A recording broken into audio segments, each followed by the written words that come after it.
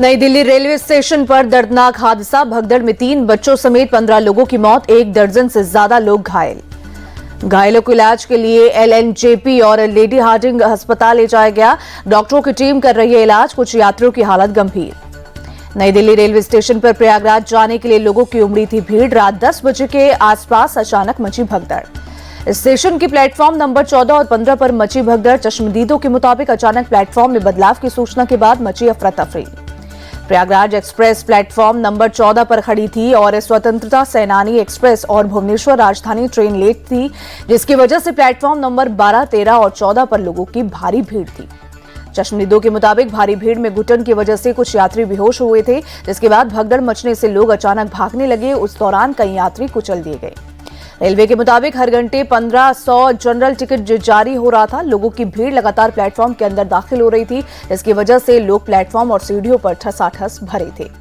Emergency खिड़की से train के अंदर सामान भरा जा रहा था। लोग इमरजेंसी खिड़की से ही ट्रेन के अंदर घुस रहे थे। भगदड़ की सूचना के बाद तुरंत ही पुलिस और रेस्क्यू टीम मौके पर पहुंची। एम्बुलेंस से लोगों को अस्पताल पहुंचाया गया। नई दिल्ली रेलवे स्टेशन पर हुए हादसे को लेकर पीएम मोदी ने जताया दुख। मृतकों के परिवार के प्रति जताई संवेदनाएं। गृह मंत्री अमित शाह ने नई दिल्ली रेलवे स्टेशन हादसे पर दुख जताया। कहा, पीड़ितों को पहुंचाई जा रही है हर संभव मदद। अमित शाह ने रेल मंत्री अश्विनी वैष्णव से की बात, अधिकारियों से भी बात कर पीड़ितों को सहायता पहुंचाने के निर्देश दिए। रेल मंत्री अश्विनी वैष्णव ने घटना को लेकर हाई लेवल जांच के आदेश दिए। कहा, हालात अब पूरी तरह नियंत्रण में। दिल्ली के LG वीके सक्सेना दिल्ली के LNJP अस्पताल पहुंचे। घायलों का जाना हाल। LG वीके सक्सेना ने कहा, हालात पूरी तरह नियंत्रण में। 20 से 25 लोग LNJP अस्पताल में भर्ती हैं। दिल्ली के कार्यवाहक CM आतिशी भी LNJP अस्पताल पहुंची। भगदड़ में घायल हुए लोगों से मुलाकात की। नई दिल्ली रेलवे स्टेशन पर हुई भगदड़ पर यूपी के CM योगी ने जताया दुख। दुखद और हृदय विदारक बताया। रक्षा मंत्री राजनाथ सिंह ने मारे गए लोगों के परिवार के प्रति संवेदनाएं व्यक्त की। घायलों के शीघ्र स्वस्थ होने की प्रार्थना की। केंद्रीय मंत्री नितिन गडकरी ने नई दिल्ली रेलवे स्टेशन की घटना पर दुख जताया। शोक स्तब्ध परिवारों के प्रति संवेदनाएं जताई। दिल्ली बीजेपी अध्यक्ष वीरेंद्र सचदेवा भी हादसे के बाद LNJP अस्पताल पहुंचे। भगदड़ में घायल यात्रियों से मिले। भगदड़ को लेकर सियासत भी शुरू। कांग्रेस अध्यक्ष मल्लिकार्जुन खड़गे का सरकार पर हमला, सरकार पर सच्चाई छिपाने का आरोप लगाया। अमेरिका से 119 अप्रवासी भारतीयों को लेकर बीती रात अमृतसर एयरपोर्ट पर लैंड हुआ विमान। एयरपोर्ट पर मौजूद थे कई बड़े अधिकारी। हरियाणा सरकार ने अमृतसर एयरपोर्ट पर 2 बसों को भेजा। अमेरिका से डिपोर्ट होकर आए हरियाणा के 33 लोगों को लाएगी बस। डिपोर्टेशन को लेकर पंजाब के CM नाराज। कहा, अमृतसर को डिटेंशन सेंटर नहीं बनाया जाना चाहिए। CM भगवंत मान ने कहा, अमेरिका के सैन्य विमान को सीमावर्ती राज्य में उतारना राष्ट्रीय सुरक्षा के लिए बड़ा खतरा। भगवंत मान खुद पंजाब के सबसे बड़े गुनहगार हैं। केंद्रीय मंत्री रवनीत बिट्टू का पलटवार। भगवंत मान के समर्थन में उतरे उमर अब्दुल्ला। कहा, पंजाब CM का सवाल जायज है। अमेरिका से डिपोटी को लाने वाला विमान अमृतसर ही क्यों उतर रहा है। दिल्ली के नए मुख्यमंत्री को लेकर बीजेपी में बैठकों का दौर जारी। राष्ट्रीय अध्यक्ष JP नड्डा ने महासचिवों के साथ बैठक की। आज या कल बीजेपी संसदीय बोर्ड की होगी बैठक। बीजेपी सांसद योगेंद्र चंदौलिया बोले, 2 से 3 दिन में स्थिति साफ हो जाएगी। केंद्र नेतृत्व लेगा फैसला। दिल्ली हार के बाद केजरीवाल को झटका। आप के 3 पार्षद अनीता बसोया, निखिल चपराना और धर्मवीर बीजेपी में शामिल। मुश्किल में अरविंद केजरीवाल। बीजेपी की शिकायत पर CVC ने दिए शीश महल की जांच के आदेश। बीजेपी नेता विजेंद्र गुप्ता बोले, CVC की जांच से केजरीवाल की सच्चाई सामने आएगी। भ्रष्टाचारियों को बख्शा नहीं जाएगा। विजेंद्र गुप्ता ने केजरीवाल के आवास की जांच के आदेश पर कहा, शीश महल जनता के साथ हुए धोखे का प्रतीक बन चुका है। अरविंद केजरीवाल पर निशाना साधते हुए बोले विजेंद्र गुप्ता, दुख की बात यह है कि जो लोग कट्टर ईमानदारी का राग अलाप रहे थे, वो खुद भ्रष्टाचार में डूबे हुए हैं। पूर्व CM अरविंद केजरीवाल के आवास की CVC से जांच के आदेश पर बोले कांग्रेस सांसद प्रमोद तिवारी, ये मुद्दा चुनाव का था, जांच के बाद तस्वीर साफ हो जाएगी। प्रमोद तिवारी ने निशाना साधते हुए कहा कि एक शख्स जिसने कहा था कि मैं सरकारी गाड़ी नहीं लूंगा, बंगला नहीं लूंगा, शीश महल में जितना दिख रहा है ऐसा लग रहा है कि यह खर्चा बचाया जा सकता था। बीजेपी नेता तरुण चुग बोले, गरीबों का पैसा केजरीवाल ने अपने ऐशो आराम में लगाया। छत्तीसगढ़ नगर निकाय चुनाव में बीजेपी ने क्लीन स्वीप किया। सभी 10 सीटों पर बीजेपी जीती। निकाय चुनाव में बंपर जीत पर बीजेपी कार्यकर्ताओं ने जश्न मनाया। CM विष्णुदेव साय के घर के बाहर आतिशबाजी की। छत्तीसगढ़ के CM विष्णुदेव साय बोले, बीजेपी ने ऐतिहासिक जीत हासिल की। इसको राजनीतिक इतिहास में स्वर्ण अक्षरों में लिखा जाएगा।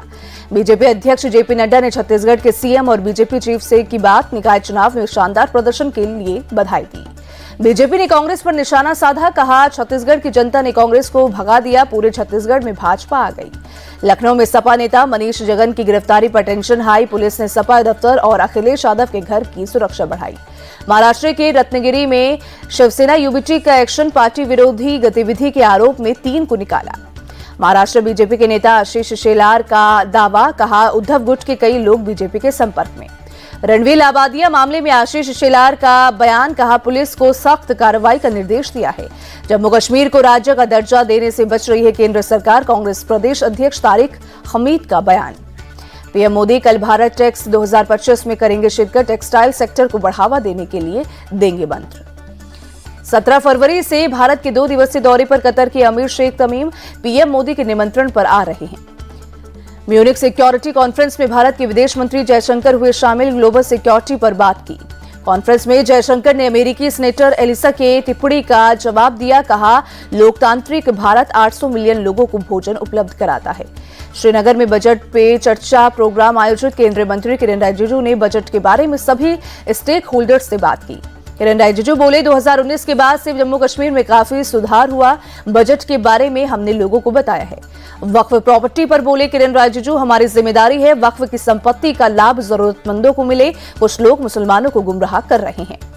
महाराष्ट्र में लव जिहाद के खिलाफ कानून बनाएगी सरकार, 7 सदस्यीय कमेटी गठित होने पर बोले मंत्री नितेश राणे, कहा अब जिहादियों के मंसूबे कामयाब नहीं होंगे। राहुल गांधी का मोदी सरकार पर अटैक, कहा भारत को खोखले शब्दों की नहीं मजबूत उत्पादन आधार की जरूरत है। सीएम हेमंत बिस्वा शर्मा ने जताया भरोसा, जापान और सिंगापुर असम के साथ एमओयू करेंगे साइन।